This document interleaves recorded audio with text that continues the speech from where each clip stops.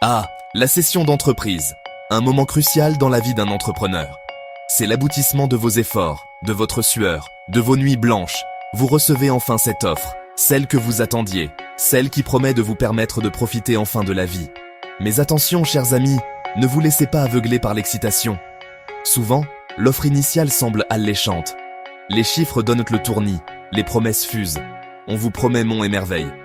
Mais avant de sabrer le champagne, il est primordial de prendre un grand bol d'air frais et d'analyser en profondeur chaque ligne, chaque mot de ce document qui engage votre avenir. Car oui, derrière des apparences séduisantes, peuvent se cacher des pièges redoutables. Des clauses floues, des conditions suspensives, alambiquées, des montages financiers obscurs. Autant d'éléments qui peuvent transformer votre rêve en cauchemar si vous n'y prenez garde. Un classique du genre, les paiements échelonnés. On vous propose un montant global alléchant, mais payable sur plusieurs années, en fonction de la réalisation de certains objectifs. Attention danger. D'abord, qui vous dit que ces objectifs seront atteints? Le marché peut changer, la concurrence se renforcer, et vous voilà coincé avec un paiement partiel, voire inexistant. Ensuite, quid de la valeur de l'argent dans le temps? Avec l'inflation, ce qui semble être une grosse somme aujourd'hui pourrait bien ne représenter qu'une fraction de sa valeur dans quelques années. Autre point de vigilance, l'accompagnement prolongé. On vous propose de rester aux commandes pendant une période de transition, pour accompagner la reprise et assurer un passage de flambeau en douceur. Une proposition flatteuse, certes, mais qui peut s'avérer être un piège. Car pendant cette période, vous restez lié à l'entreprise, avec toutes les responsabilités que cela implique. Vous êtes à la fois dedans et dehors, tiraillé entre votre envie de passer à autre chose et l'obligation de garantir le succès de la transition. De plus, votre présence peut freiner l'épanouissement de la nouvelle équipe dirigeante. Il est parfois préférable de savoir couper le cordon et laisser les nouveaux propriétaires prendre leur envol. Section 4. Quand les montages financiers complexifient la transaction.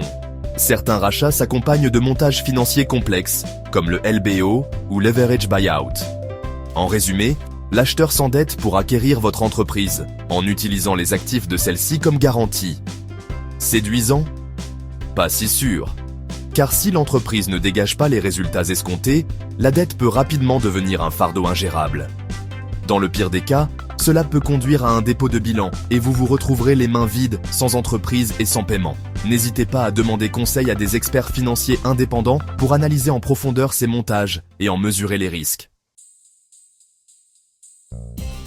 Section 5. L'inflation. Un facteur déterminant. Trop souvent négligé. L'inflation, ce mal insidieux qui ronge notre pouvoir d'achat, a également un impact majeur sur les cessions d'entreprise. Un point souvent négligé, mais pourtant crucial. Imaginez, vous signez une promesse de vente aujourd'hui avec un prix fixé. Mais d'ici la signature définitive, l'inflation a galopé. Résultat, la valeur réelle de votre entreprise a augmenté, mais le prix de vente, lui, est resté le même. Vous perdez donc de l'argent. Il est donc primordial d'intégrer l'inflation dans vos calculs et de prévoir des clauses d'indexation pour vous protéger. Section 6. Ne laissez pas vos rêves virer au cauchemar. Conseils avisés. En conclusion, chers entrepreneurs, la cession d'une entreprise est une étape importante qui ne doit pas être prise à la légère.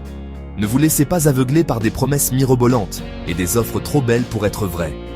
Prenez le temps de la réflexion. Entourez-vous d'experts, avocats, experts comptables, conseils en fusion-acquisition et lisez attentivement chaque ligne de l'offre avant de vous engager. N'oubliez jamais que le diable se cache dans les détails. Et surtout, gardez la tête froide et ne signez que si vous êtes convaincu que c'est la meilleure décision pour vous et pour l'avenir de votre entreprise.